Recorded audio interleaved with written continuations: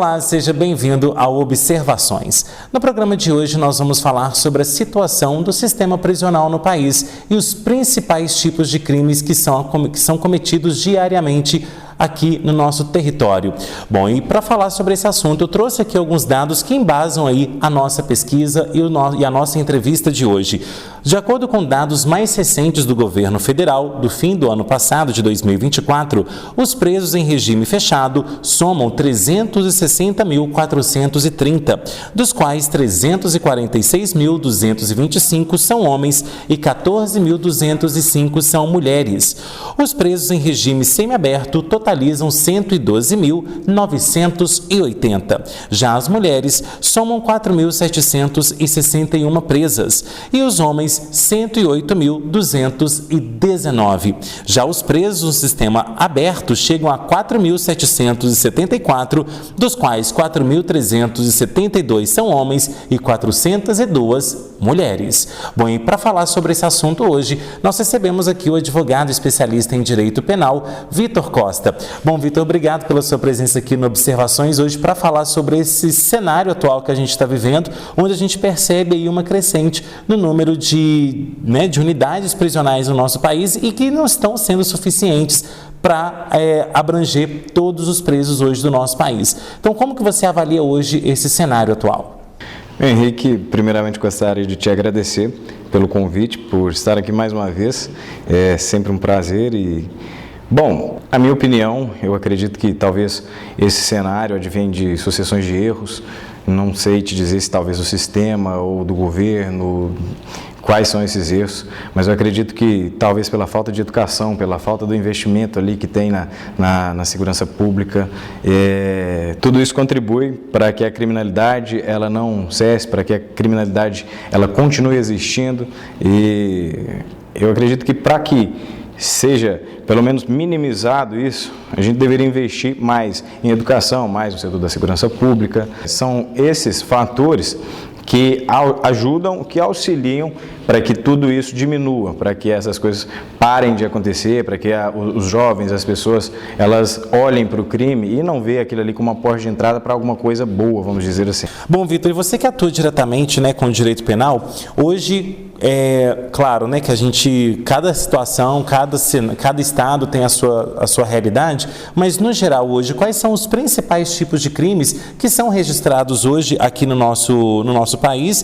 E a gente percebe sempre que ou está ligado com homicídio ou então com tráfico de drogas, eles continuam liderando o ranking? Então, Henrique, a verdade é que o tráfico de drogas, ele lidera sim o ranking dos crimes. E todos os crimes que advém ali, que estão, vamos dizer assim, no topo, advém do tráfico, porque muitos estão conexos com ele. Crime de homicídio, às vezes é por uma guerra no tráfico, então tem muito crime de homicídio ligado com o tráfico de drogas.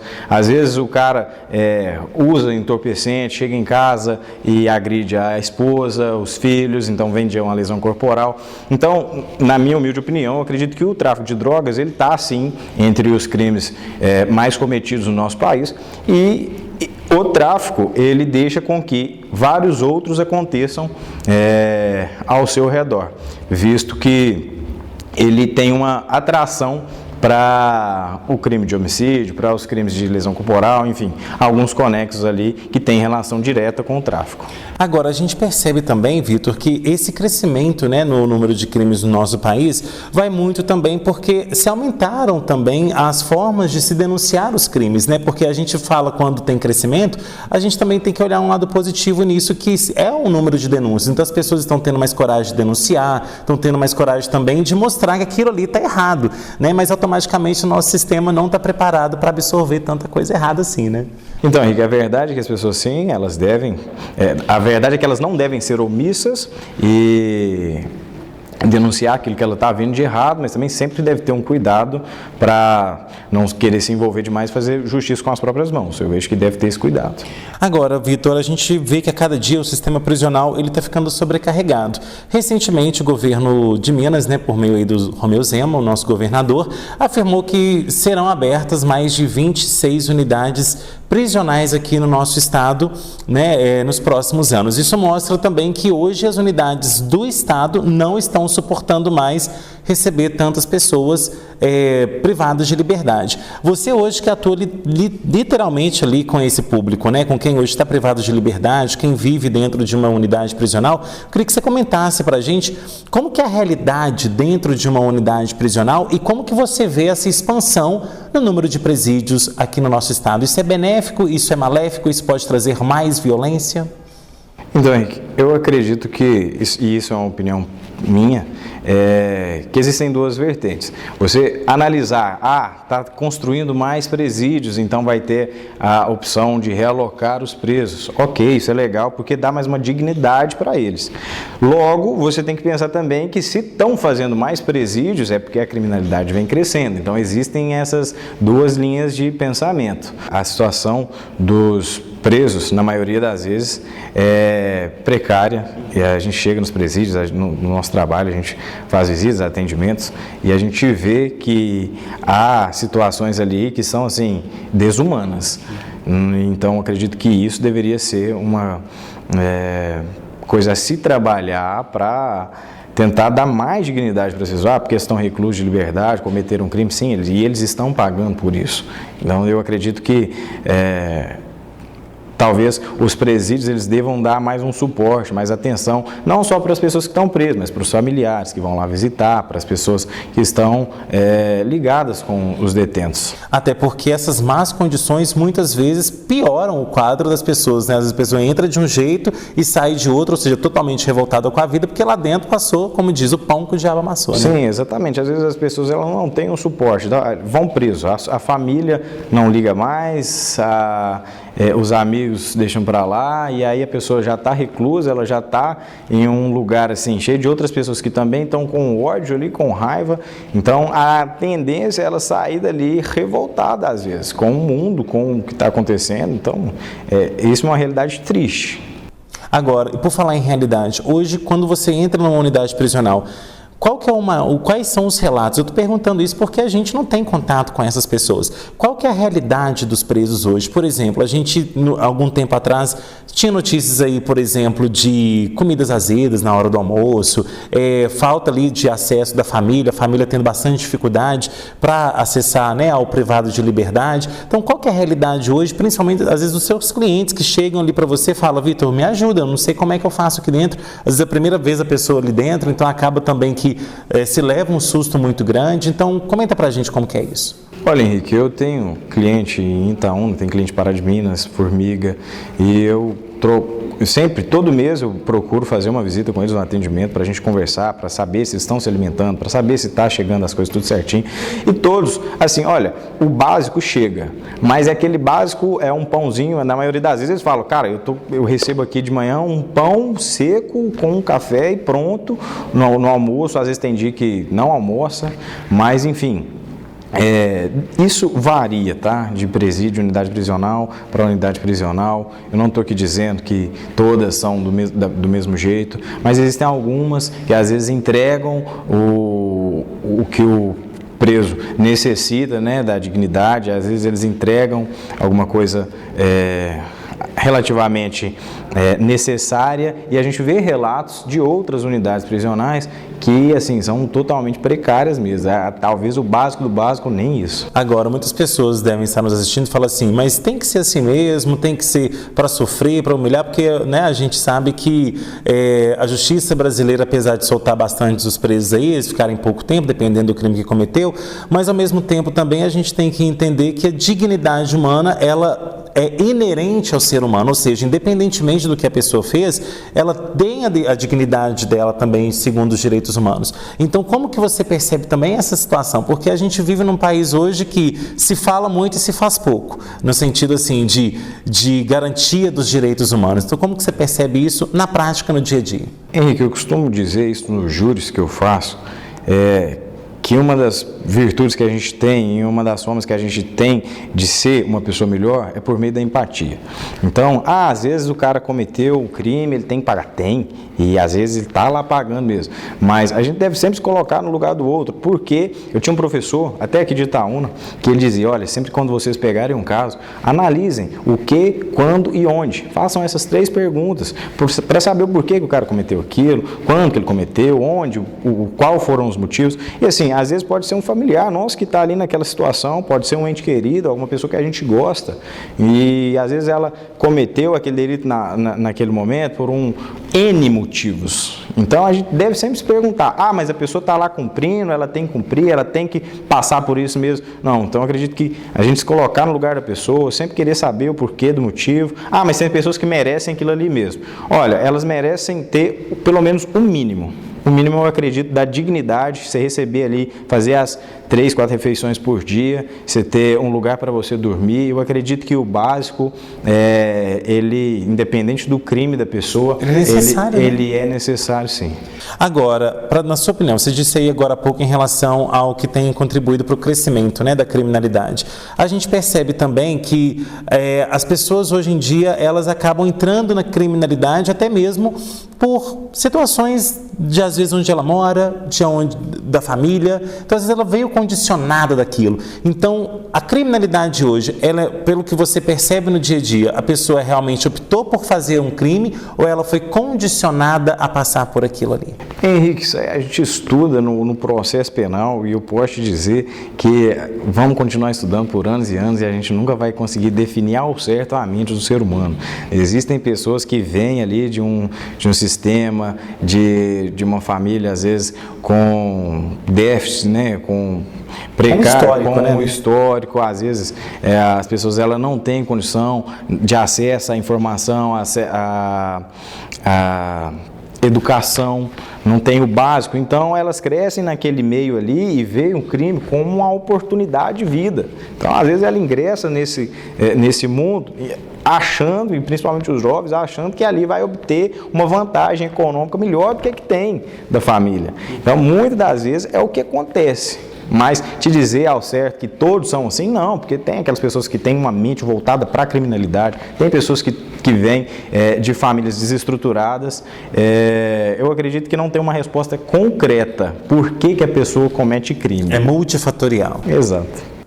Ok, Vitor, agora a gente vai para um rápido intervalo, daqui a pouco tem mais observações. Até já.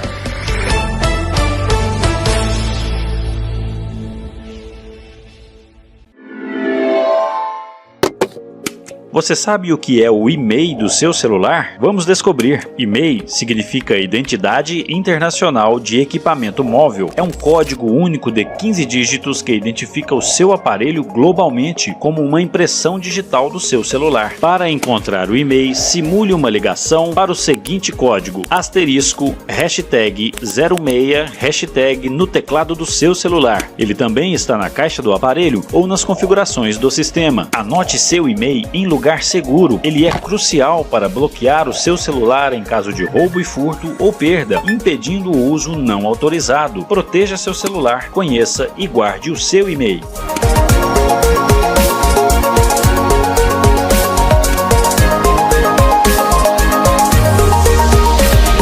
Conheça a Churrascaria Nogueira em Pará de Minas, um espaço aconchegante para você e sua família se deliciarem com um dos melhores churrascos da cidade e região. Além de almoço e janta todos os dias, a Churrascaria Nogueira tem rodízio toda quarta, quinta e sexta. Rodízio com buffet incluso e diferentes cortes e tipos de carnes por um preço mais que acessível. Comida caseira e churrasco feitos com muito amor é na Churrascaria Nogueira, Avenida Vereador Ronaldo de Castro Alves, 49. Em frente à Câmara Municipal de Pará de Minas. Especialista na regularização de loteamentos e chacreamentos clandestinos, a Praminas Reurb realiza todo o processo, desde topografia até a entrega das escrituras. Trabalhamos para prefeituras, compradores, loteadores e advogados em procedimentos de Reurb, inquéritos e ações civis públicas. Recentemente, a Praminas realizou o sonho da escritura de dezenas de moradores de São José da Varginha. Varginha. Para Minas Ceurb, ligue 3246-9702 ou 99669-1755. O seu melhor momento tem endereço certo. Conheça o Motel Ibiza. Suítes Standard, Dance, luxo e super luxo. Quartos climatizados e super higienizados para garantir uma experiência inesquecível. O romance fica ainda mais no ar com a suíte super luxo, com amplo espaço e ainda teto panorâmico. O Ibiza conta também com cozinha 24 horas, com cardápio variado e diversas bebidas. Motel Ibiza, o lugar certo para seu melhor momento. Rodovia MG 431, entre Pará de Minas e Itaúna. Onde está a sua liberdade? A nossa está declarada na bandeira. Bem-vindo a Minas Gerais, o estado brasileiro onde nasceu nosso primeiro grito de liberdade. Aqui, a natureza é livre e muda a cada quilômetro que você percorre. A arte é livre para ocupar as ruas, as igrejas ou o céu aberto. A cozinha é livre para misturar sabores e aromas de um jeito que é só nosso.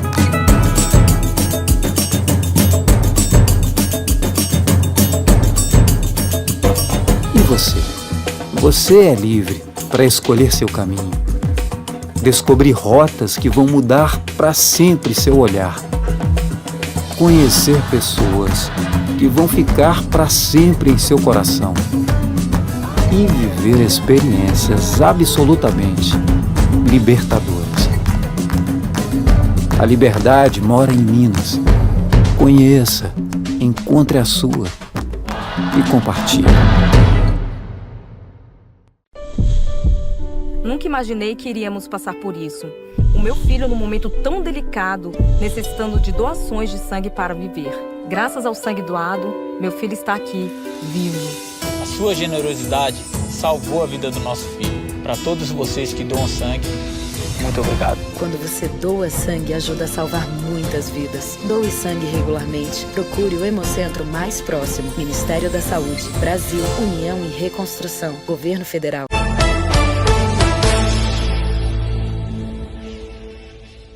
De volta com observações que hoje fala sobre a situação penal do nosso país e também os crimes mais cometidos no Brasil. Bom, Vitor, a gente vai falar agora sobre a questão da condenação dos crimes. Muitas pessoas têm dúvidas sobre como que acontece a questão de processos, o que é levado em consideração para a justiça para tipificar um caso e também para dar aquele tanto de anos de penas ali. Então, você como advogado também está aí, né, participando de vários processos. Explica para a gente, né, como que é o parâmetro considerado para a justiça, primeiro, para tipificar um crime e segundo, para condenar. Olha, Henrique, no processo penal brasileiro existem as fases processuais. Primeiro momento, existe a fase inquisitorial, que é aquela fase onde a Polícia Civil ela faz a investigação de um crime.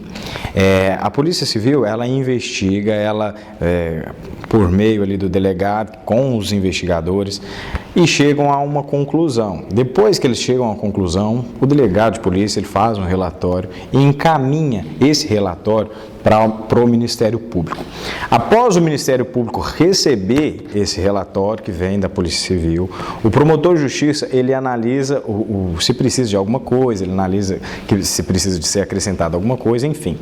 Ele tem o poder para levar esse processo à justiça. Então, o Ministério Público, por meio do promotor de justiça, leva esse processo ao judiciário. A partir desse momento, existe a instrução processual, que é o que a gente diz. E ali, a pessoa ela vai ser citada para responder um processo, ela tem os prazos para ela responder esse processo.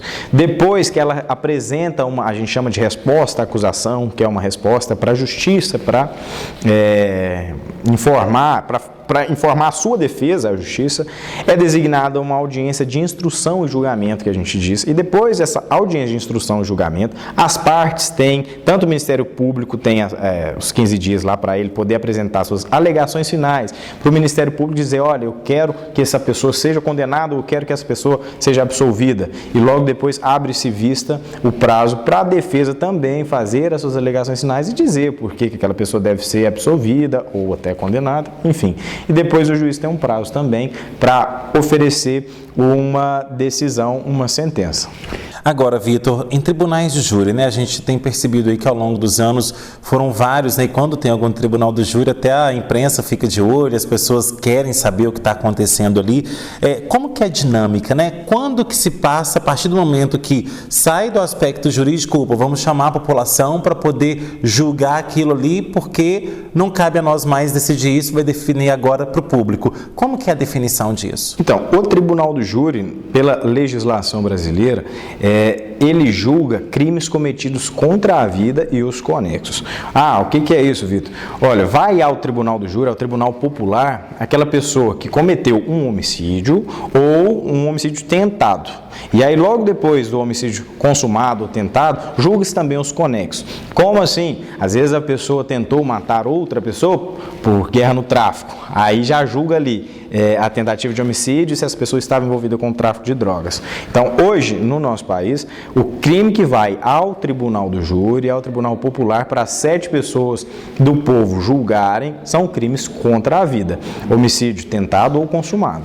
Agora, como que hoje a justiça, ela pune quem pratica algum tipo de crime no país? Por que eu pergunto isso? Porque muitas vezes as pessoas falam assim, mas a justiça, a pessoa que fez tudo quanto há de ruim e a justiça foi lá e liberou. Qual que é o critério, então, para eu liberar um habeas corpus, que é aquela liberação da pessoa ali, para a pessoa cumprir a pena em regime aberto, para ela estar em liberdade antes de ser julgada? Como é que é tudo isso aí definido pela Justiça? O Código de Processo Penal, Henrique, salvo engano, o artigo 319, ele tem as condições que a pessoa ela pode, talvez, responder o crime em liberdade. As pessoas falam, mas o fulano cometeu um crime e agora está podendo responder solto, está em liberdade. Por quê? Porque talvez ele preencheu os requisitos que estão previstos na lei, nesse artigo. O que são isso? A gente chama de medidas cautelares. A pessoa ela comete um crime aqui hoje, mas ganha um habeas corpus. Por quê? Às vezes o Tribunal de Justiça entendeu que essa pessoa ela pode responder o crime em liberdade, porque ela tem residência fixa, porque às vezes ela é primária, ela tem bons antecedentes. Então, tudo isso leva em consideração lá no tribunal para conceder, você disse aí, do habeas corpus, ou até mesmo a justiça de primeiro grau, para conceder uma liberdade provisória para essa pessoa responder o processo de liberdade. Não quer dizer que ela não está sendo, cometeu um crime aqui hoje, mas ela não foi presa. É porque a justiça entendeu que ela preenche os requisitos para obter as medidas cautelares para responder esse processo. E dentro dessas medidas cautelares, essa pessoa ela tem ali que fornecer o endereço fixo, contato telefônico, ela tem que ir lá no fórum, às vezes semestralmente, para informar, olha, estou aqui, está ok, estou respondendo o processo certinho. Então, e após uma eventual condenação, aí trata-se de outra coisa. Aí se a pessoa ela foi condenada em regime aberto, semiaberto ou fechado, ela tem as condições que ela vai cumprir dentro desse regime. Bom, Vitor, e hoje o Brasil é o país que tem o maior número de advogados no mundo, né? A gente sabe que hoje em várias faculdades, aqui mesmo em Itaúna, né, em Pará de Minas também a gente tem o direito, que é muito forte. Então a gente tem um número de advogados muito grande no nosso país. E isso vai muito também pela burocracia que é a nossa justiça brasileira, né? Então, como que você avalia hoje também tantos advogados para trabalhar com o mesmo sistema judiciário? Trata-se de um país imenso, né? O nosso país é enorme e existem diversas universidades hoje que oferecem um curso de direito. E muitas das vezes essas pessoas aí que constam como advogados nem atuam. Então não quer dizer que todas essas pessoas que estão no índice aí, elas são eventualmente advogadas. Mas ok, vamos partir do pressuposto que tem muitos advogados para trabalhar com um sistema só. Existe a justiça trabalhista a justiça civil, criminal. Então, cada um segue ali a sua diretriz ou o ramo que melhor se encaixa. Então, na minha opinião, e eu acredito que isso seja uma opinião pessoal, existe sim espaço para todo mundo, existe espaço para os jovens advogados, para os advogados já consolidados, porque tem muito advogado, mas existe uma demanda para todos em cada setor e aquela pessoa que ela é boa no que faz, não falta oportunidade para ela. Mas no caso a gente também imagina que seja devido também à burocracia da justiça brasileira, né? Porque em alguns momentos você tem que ser advogado numa área ou aí tem que optar por outra área ali, principalmente os clientes, tem que buscar um outro advogado porque aquele ali já não trabalha mais com aquele assunto, por exemplo, direito previdenciário, direito penal, direito criminal. Então assim, é um leque muito grande também, que a gente às vezes não vê isso nos outros países também. Sim, Henrique, a verdade é que, como eu disse antes, cada advogado ele toma um rumo, ele vai para uma área que ele acredite ser mais compatível com o seu meio de vida.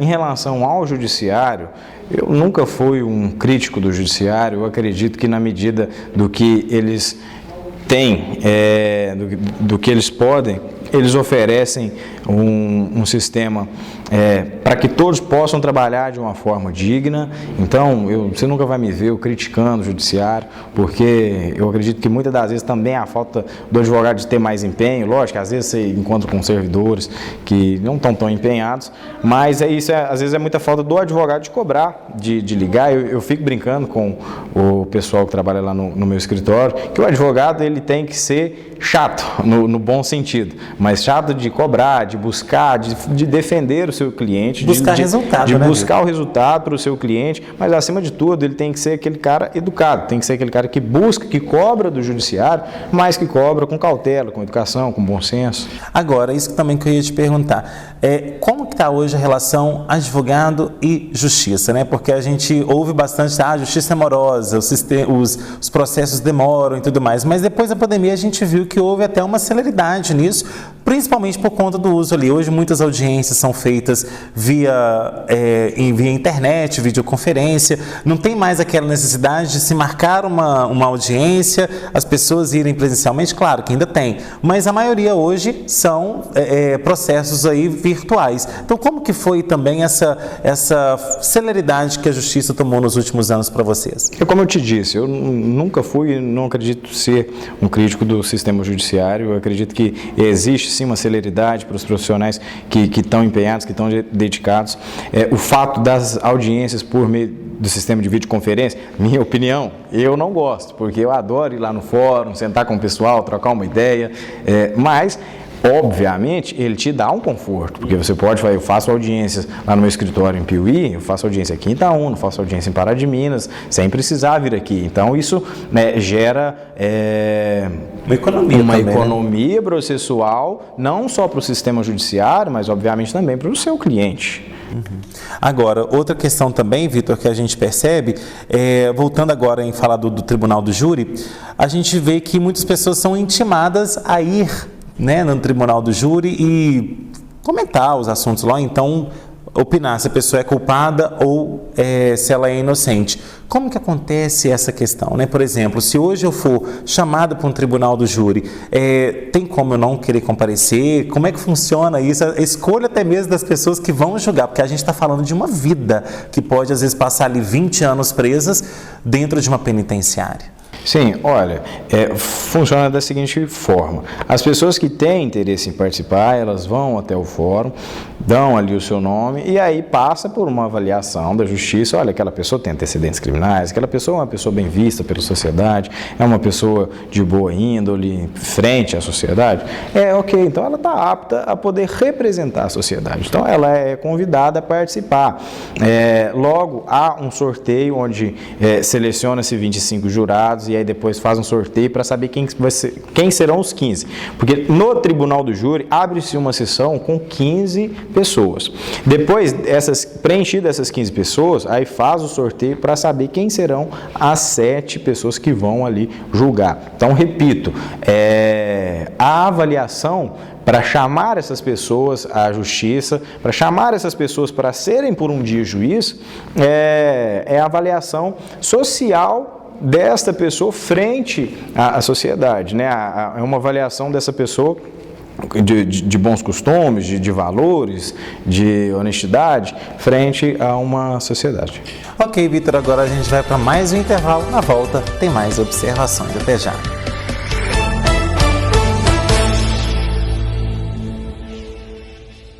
Especialista na regularização de loteamentos e chacreamentos clandestinos, a Praminas Ceurb realiza todo o processo, desde topografia até a entrega das escrituras. Trabalhamos para prefeituras, compradores, loteadores e advogados em procedimentos de reurb, inquéritos e ações civis públicas. Recentemente, a Praminas realizou o sonho da escritura de dezenas de moradores de São José da Varginha. Praminas Ceurb. Ligue 3246-9702 ou 99669-1755. O seu melhor momento tem endereço certo. Conheça o Motel Ibiza. Suítes Standard, Dance, Luxo e Super Luxo. Quartos climatizados e super higienizados para garantir uma experiência inesquecível. O romance fica ainda mais no ar com a suíte Super Luxo, com amplo espaço e ainda teto panorâmico. O Ibiza conta também com cozinha 24 horas, com cardápio variado e diversas bebidas. Motel Ibiza, o lugar certo para seu melhor momento. Rodovia MG 431, entre Pará de Minas e Itaúna. Conheça a Churrascaria Nogueira em Pará de Minas, um espaço aconchegante para você e sua família se deliciarem com um dos melhores churrascos da cidade e região. Além de almoço e janta todos os dias, a Churrascaria Nogueira tem rodízio toda quarta, quinta e sexta. Rodízio com buffet incluso e diferentes cortes e tipos de carnes por um preço mais que acessível. Comida caseira e churrasco feitos com muito amor é na Churrascaria Nogueira, Avenida Vereador Ronaldo de Castro Alves, 49. Em frente à Câmara Municipal de Pará de Minas. Onde está a sua liberdade? A nossa está declarada na bandeira. Bem-vindo a Minas Gerais, o estado brasileiro onde nasceu nosso primeiro grito de liberdade. Aqui, a natureza é livre e muda a cada quilômetro que você percorre. A arte é livre para ocupar as ruas, as igrejas ou o céu aberto. A cozinha é livre para misturar sabores e aromas de um jeito que é só nosso.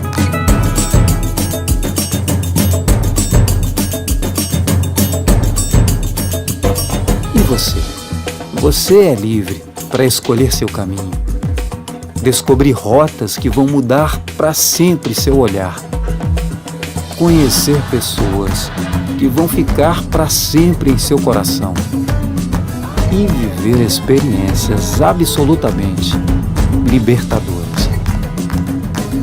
A liberdade mora em Minas.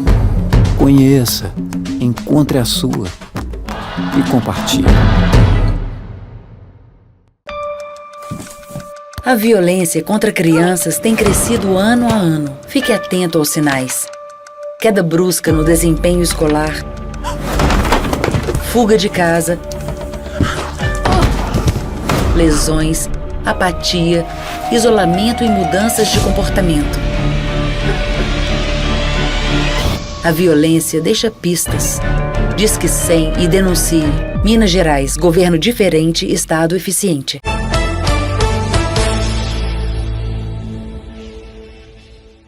De volta com observações que hoje fala sobre a situação do sistema prisional no Brasil e os principais tipos de crimes cometidos no nosso país. Bom, Vitor, e agora a gente vai falar sobre algo que é muito polêmico, que as pessoas às vezes falam sem saber e falam com raiva, com críticas e tudo mais, que é a questão do cumprimento de pena dos privados de liberdade.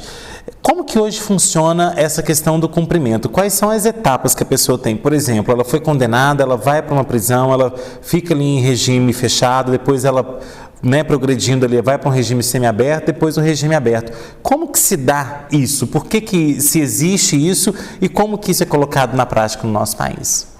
Henrique, na legislação brasileira existe a famosa LEP, a Lei de Execuções Penais, que é a lei que ela regulamenta todo o cumprimento da pena dessa pessoa, que foi, nós estamos dizendo, de pessoas condenadas. A partir do momento que há uma condenação, extrai-se uma guia, a gente chama de guia de execução, para mandar para outro juiz. Vou explicar. Existe o juiz criminal, que acompanha o processo dessa pessoa e acompanha a instrução, que eu disse antes, processual. Após ele condenar alguém, após uma sentença condenatória e transitada em julgado, que é o trânsito em julgado, acabou-se os recursos, não tem mais, aquela pessoa tem que cumprir. E aí há uma pena ali, vamos jogar acima de 8 anos, porque o sistema funciona até 4 anos, pena em regime aberto. De 4 a 8 anos, pena em regime semiaberto. Passou de 8 anos, a pena que essa pessoa obteve vai ter que ser cumprida em regime fechado, ok? A partir do momento que traz essa guia, ela vai para onde? Para o juiz da execução penal. Esse juiz da execução penal é ele quem vai ficar apto, é ele quem vai conduzir todos os benefícios, tudo que essa pessoa vai ter ao longo do cumprimento da pena. Uma pena do regime fechado, dependendo, existem progressões, existem as porcentagens para que ela possa ir para o semiaberto, depois para o aberto ou livramento condicional. Então, existem infrações de 40%, 50%, depende do crime, se é crime hediondo, se não, enfim. Passou de 8 anos, essa pessoa vai para o regime fechado e aí depois ela cumpre, na maioria das vezes, 2/5, se for crime contra a vida, 2/5, ela vai depois progredir para o semiaberto, cumpre um tempo no semiaberto, depois vai para o regime aberto. Agora, muitas pessoas ficam comparando, Vitor, o nosso sistema judiciário com o sistema judiciário de outros países que têm a pena de morte pré-estabelecida, por exemplo, os Estados Unidos. Vale ressaltar que não é todo caso que a pena de morte é instaurada nos outros países. Como que você vê essa questão que é tão pedida por parte da população, que é a pena de morte, principalmente quando há algum agravante ali, como um homicídio triplamente qualificado, quando há algum tipo de latrocínio, algo que foi feito brutalmente, às vezes contra uma criança, contra um idoso? Como que você percebe isso? A pena de morte, Henrique, eu acredito isso também, é uma opinião pessoal, que ela, se implementada, ela não vai ajudar em muita coisa no sistema, porque existem muitas e muitas pessoas no meio do sistema carcerário que são, às vezes, condenadas e não são culpadas. Então, vem uma pena ali de morte, às vezes leva uma pessoa para uma cadeira elétrica, não sei, mas que foi condenada injustamente. Existem inúmeras discussões sobre a pena de morte no Brasil, mas aí você me perguntou, é uma opinião pessoal minha, eu vejo que ela não traz benefício nenhum, exatamente porque o nosso sistema, muitas das vezes, tem ali egressos no sistema carcerário que não são culpados. Então, se você leva pessoas lá... Ou seja, tem algumas falhas. Existem algumas falhas. Então, como você me perguntou, é uma opinião pessoal minha, eu não vejo que a pena de morte ela seja benéfica para o nosso sistema que a gente tem aqui no nosso país. Agora, a gente se ouve sempre falar, principalmente quando tem feriados aí prolongados, seja o Dia das Mães, Dia dos Pais, ou então até mesmo no Natal, a questão das saidinhas temporárias, e é algo que muitas vezes, pelo que a gente vê, nos boletins ali de ocorrências que a polícia encaminha, principalmente para a imprensa, é que a pessoa estava numa saidinha, aproveitou aquele momento para cometer um novo crime, ou então para fazer algo errado novamente.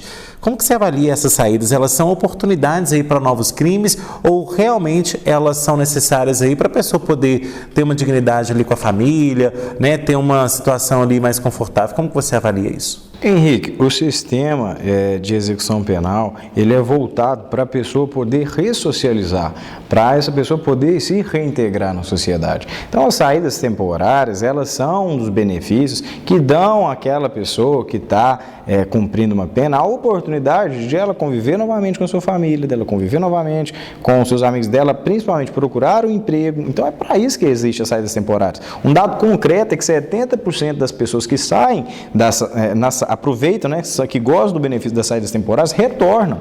Então, sobrou-se ali 30% das pessoas, que é o que se diz. Esses 30%, infelizmente, aí eu não sei te dizer o porquê. Às vezes voltou para o mundo do crime, ou às vezes voltou, não retornou para a penitenciária porque não quer mais cumprir pena, não aguenta aquilo ali mais. Então, existe muito disso. Agora, as saídas temporárias, ela é exatamente para a pessoa poder se reinserir na sociedade. Agora, outra questão que a gente pode falar aqui é o seguinte: muitas pessoas saem do sistema carcerário, né, cumpriram sua pena ali, tentam se reerguer, tentam voltar, né, entre aspas, à normalidade, dependendo daquilo que ela fez de errado antes dela ser condenada. Só que a sociedade também, às vezes, fecha muito as portas para isso. Então, a gente vê que muitos não conseguem trabalho devido à ficha, né, corrida na polícia. Muitos ali não conseguem também se reintegrar na própria família, porque a família, por si só, também bane a pessoa daquilo ali. E aí, nesses momentos, também a pessoa acaba voltando para a criminalidade muito por conta disso. Então, como que você percebe também a nossa sociedade despreparada para reabsorver aquela pessoa que acabou de sair da penitenciária? Eu acredito que talvez não seja um despreparo da sociedade. Eu acredito que o que acontece, muitas das vezes, é um preconceito de poucas pessoas que olham ali e não querem dar oportunidade. E, novamente, eu vou fazer um comentário que é pessoal. Eu acredito que, para que a pessoa ela possa ser reinserida na sociedade, ela vem muito através do trabalho. Ela pode fazer isso através do trabalho. E, na execução penal, a lei autoriza que essa pessoa ela possa trabalhar. A partir do momento que ela vá para o regime semiaberto, que ela cumpre as condições, se ela tiver uma carta de emprego, ela pode sair para trabalhar. Sai durante o dia, trabalha, volta às 6 horas, cumpre o período certinho. E, a partir desse momento, a cada 3 dias trabalhados, abate 1 de pena. Então, para a pessoa que está em cumprimento de pena, além dela poder se ressocializar, reinserir na sociedade, ela vai poder diminuir a sua pena. Então, eu acredito que isso seja interessante, não só para quem está cumprindo a pena, mas também para a sociedade começar a acostumar com a ideia de ter uma pessoa ali que cumpriu a sua pena, ele pagou pelo que ele deve. Agora, dentro desse assunto também, a gente percebe que aquelas pessoas que tentam se reinserir na sociedade também, elas, dentro das próprias penitenciárias, tem como, né? Porque elas acabam estudando, né? Propriamente a penitenciária Pio Canedo, em Pará de Minas, que aqui perto tem uma escola dentro da penitenciária, e ali também acaba se abatendo no número de pena, ou seja, a pessoa tem oportunidade também, ou seja, se ela quiser, ela consegue sair daquela situação em que ela se encontrava quando entrou de total despreparo, ou então à mercê da criminalidade, né? Sim, essas condições, elas são exatamente para isso, para a pessoa ter a oportunidade de poder estudar, de poder trabalhar. O trabalho, por que eu bato muito nessa tecla, que é muito interessante para a pessoa poder ressocializar? Porque o trabalho ele preenche a mente vazia da pessoa e ele coloca ela novamente com outros colegas de trabalho para ela poder ressocializar. Ele volta ela, vai reinserindo ela aos poucos e não só para que ela possa se comunicar com outras pessoas, ele vai ter uma ideia de que, olha, eu estou recebendo, então ao final, quando eu cumprir, pelo menos eu vou ter um dinheiro, vou ter uma condição de começar novamente, eu vou ter uma condição de voltar para minha família. Agora, Vitor, uma outra questão também que a gente vê muito, principalmente nesses programas aí, os alertas, né, no final do dia na televisão e também na hora do almoço, que eu acho que isso tinha que ser censurado, tem programa policial nas principais refeições do dia, porque se estraga a família com isso, né? Mas, enfim, uma coisa que a gente vê bastante, Vitor, é as pessoas querendo reduzir a questão da idade penal.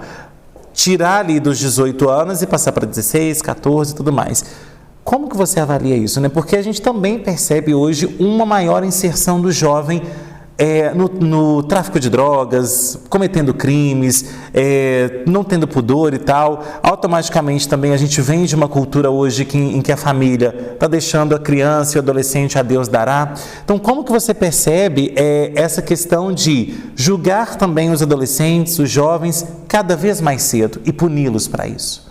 Então, Henrique, a verdade é que os menores de 18 anos não são inimputáveis. Eles respondem, sim, pelos crimes que fizeram, só que de uma forma diferente. Aí existe a vara da infância, onde esses jovens vão para responder à justiça. Então, se ele cometeu um delito, ele vai na justiça responder ali frente à vara da infância, que na maioria das vezes o que a gente vê acontecendo é que, se são crimes com maior potencial ofensivo, eles são acautelados, eles são direcionados para essas casas de internação.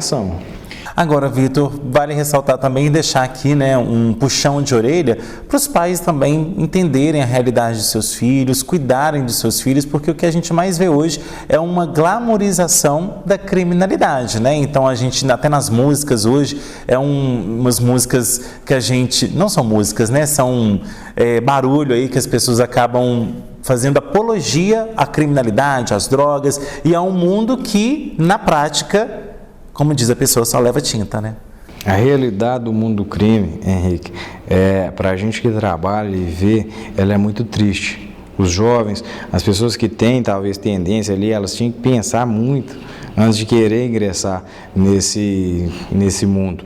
Porque, além de você desestabilizar toda a sua família, você vai acabar com a sua... Não existe.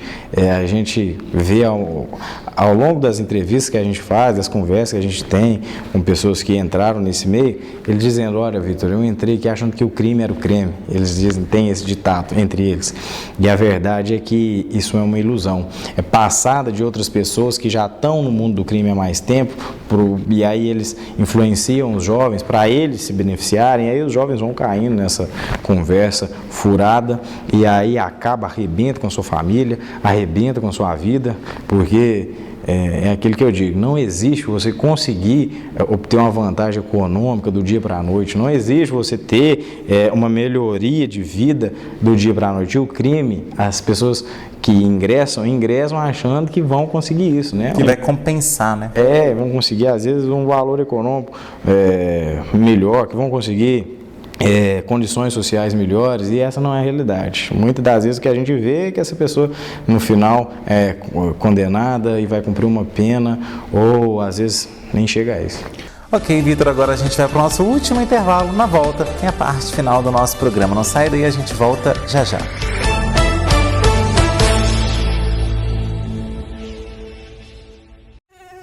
Mosquito esquisito, sai fora do meu quintal.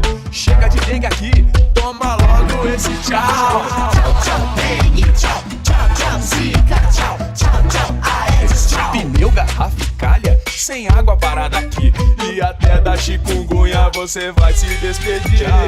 Para combater o mosquito da dengue, zika e chikungunya, não dá pra ficar parado. Faça a sua parte e dê tchau para o Aedes. Minas Gerais, governo diferente, estado eficiente. Conheça a Churrascaria Nogueira em Pará de Minas, um espaço aconchegante para você e sua família se deliciarem com um dos melhores churrascos da cidade e região. Além de almoço e janta todos os dias, a Churrascaria Nogueira tem rodízio toda quarta, quinta e sexta. Rodízio com buffet incluso e diferentes cortes e tipos de carnes por um preço mais que acessível. Comida caseira e churrasco feitos com muito amor é na Churrascaria Nogueira, Avenida Vereador Ronaldo de Castro Alves, 49, em frente à Câmara Municipal de Pará de Minas. O seu melhor momento tem endereço certo. Conheça o Motel Ibiza. Suítes Standard, Dance, luxo e super luxo.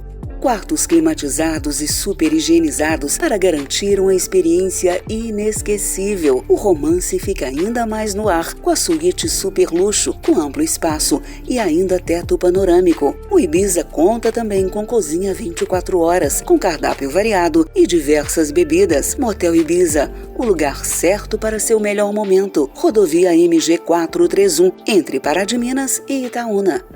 Especialista na regularização de loteamentos e chacreamentos clandestinos, a Praminas CEURB realiza todo o processo, desde a topografia até a entrega das escrituras. Trabalhamos para prefeituras, compradores, loteadores e advogados em procedimentos de REURB, inquéritos e ações civis públicas. Recentemente, a Praminas realizou o sonho da escritura de dezenas de moradores de São José da Varginha. Praminas CEURB. Ligue 3246-9702 ou 99669-1755.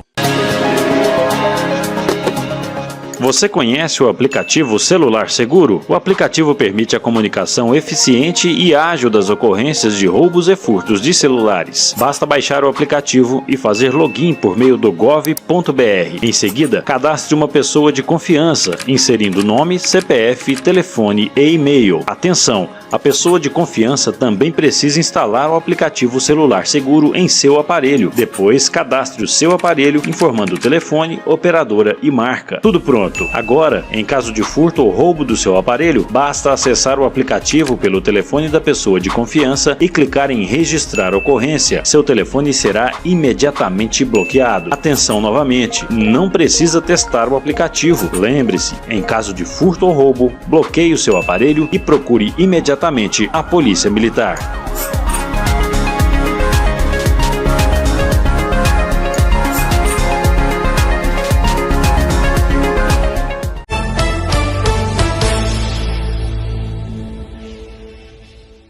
De volta com observações que hoje fala sobre o sistema prisional do nosso país e, claro, sobre os principais crimes cometidos no Brasil. Bom, Vitor, agora a gente vai falar sobre soluções. A gente vem só falando de problema, né? Todos os 3 blocos, problema, porque é muito problema só para o nosso país. Como diminuir a criminalidade, na sua opinião? É apostando aí na juventude? É colocando a educação mais em evidência? É acreditando mais na cultura boa e que vai somar para o indivíduo? O que você acha que vai melhorar o nosso país? Henrique, novamente, uma opinião pessoal minha, eu sempre bato nessa tecla, cara, que a melhor opção é você levar para as escolas ali uma boa educação, você tentar trazer a família para próximo da escola e introduzir ali eventos que possam mobilizar os jovens, porque eles são o nosso futuro. Então, levar uma educação de boa qualidade para dentro da casa dessas pessoas é uma das principais virtudes e uma das principais motivações para que os jovens eles não queiram pensar em seguir a vida do crime. E você disse em relação à cultura, dentro do que eu acredito, né, da educação, existe também os meios que as escolas fazem, esses programas, esses eventos, e acho válido, né? Então, eu apostaria que seria isso, para uma melhoria, apostar na educação. Agora, quais políticas públicas, na sua opinião, e quando a gente fala de política pública, gente, porque automaticamente a gente depende do sistema governamental do país para melhorar a situação do nosso território. Quais políticas públicas hoje deveriam ser criadas ou melhor desenvolvidas para barrar a criminalidade, na sua opinião? Henrique, em relação às políticas públicas, eu acredito que as escolas em tempo integral seria uma boa opção, porque você vai além das matérias comuns que existem, você pode ali implementar à tarde, vamos fazer uma tarefa que vai reunir toda a galera. Uma disciplina diferente, uma disciplina para a gente conseguir falar sobre a prevenção do tráfico de drogas, a gente falar sobre cautelas aos jovens, enfim, eu acredito que seja por meio da educação e escola, eu falo sobre a escola integral, porque eu acredito que seja uma boa opção para o jovem, ele estar junto com a sociedade, com pessoas de bem, com professores, com o pessoal, eu vejo muito da Polícia Militar, que faz aquele programa, né, do PROERD. Eu acho que essas políticas públicas, essas virtudes que tem entre os órgãos é que são interessantes, porque você traz não só o jovem, mas traz a família dele para bater um papo e para instruir ele a não querer entrar no mundo do crime. Agora, Vitor, qual que tem sido hoje, né, você que está aí atuando diretamente nesse aspecto, o papel hoje da advocacia penal e da advocacia criminal na defesa e acusação de quem hoje comete algum tipo de crime? Porque o que a gente imagina, a gente que está de fora, é que é algo muito desafiador, né? Porque você a todo momento é julgado. Poxa, você vai defender bandido, você vai defender quem cometeu o crime, mas ao mesmo tempo também a pessoa tem o direito de defesa. Então, como que é lidar com isso tudo? Eu sempre costumo dizer, principalmente com os meus colegas, quando eles dizem, defensor de bandido, eu falo, olha, o bandido às vezes poderia ser uma pessoa da sua família, então para de ficar julgando, criticando essa pessoa que cometeu um delito. E nós, Henrique, os advogados criminalistas, a gente não defende o ato, a gente não está ligado ali com o que a pessoa fez, com a atitude dela. Nós defendemos o que está na legislação, na lei, nós defendemos o direito da pessoa. Então, se é direito dela cumprir pena em regime semiaberto, a gente vai buscar por isso. Se é direito dela cumprir pena no regime aberto, nós vamos correr atrás disso. Então, a gente, e aqui ressalto, nós não podemos ser confundidos, o advogado criminalista ele não pode ser confundido com o seu cliente. Nós não podemos ser confundidos com o nosso cliente, com o ato dele, com a atitude dele. O que a gente faz é dar àquela pessoa o direito que é dela. Bom, Vitor, e quem quiser saber mais informações, né, quiser conversar mais também sobre esse assunto, como que pode fazer para te acessar? Como que faz? Henrique, eu sou advogado criminal, meu escritório fica em Piuí, Minas Gerais, e hoje tenho atuado no Tribunal do Júri e em outras cidades do estado. Meu nome é Victor Costa, eu tenho o escritório Victor Costa Advogados em Piuí, e pode entrar lá no nosso Instagram, que é @VictorCostaAdvogados, e lá tem os meus contatos. Eu gostaria só de te agradecer aí pela oportunidade. Ok, Vitor, eu que agradeço. E antes da gente finalizar o nosso programa, suas considerações finais sobre essa questão que a gente comentou aqui hoje, né? Essas questões várias, né? Sobre a situação prisional hoje do nosso país. A verdade, Henrique, é que nós devemos sempre prezar por uma educação melhor, por construir uma sociedade melhor. As pessoas elas têm essa ilusão que o mundo do crime é legal. Isso é uma coisa que a gente tem que desmistificar, que a gente parar de incentivar isso. E eu acredito que, uma opinião pessoal minha, é que por meio da educação sempre você vai conseguir estabilizar melhores as famílias e levar conhecimento para os jovens, para que eles tenham noção do que queiram fazer quando crescer, da profissão que eles queiram atuar. Então, eu sempre vou bater nessa tecla, que a educação ela é o começo para que toda uma política social seja bem sucedida.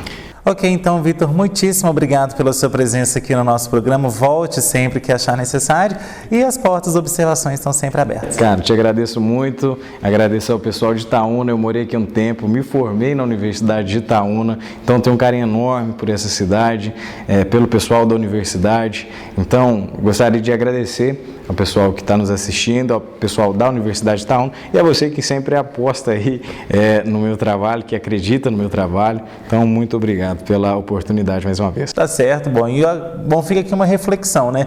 O governo do estado está querendo abrir aí 26 unidades prisionais, mas eu te faço um desafio, você que está nos assistindo. Desde o início do nosso governo, há 6 anos, o tanto de escolas que foram fechadas só aqui no centro-oeste de Minas. Então fica aí a reflexão, se abrindo 26 unidades prisionais e se fechando tantas escolas, será que a gente está perdendo os nossos jovens para quem? Bom, e o Observações de hoje vai ficando por aqui. Você tem aí sugestão de pauta? Mande no nosso e-mail, programaobs@gmail.com.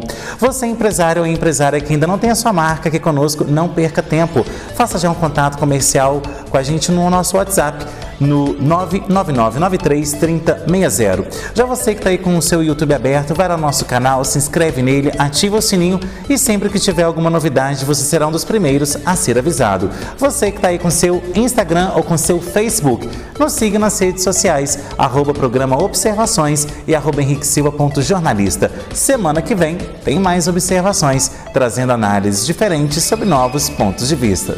Tchau!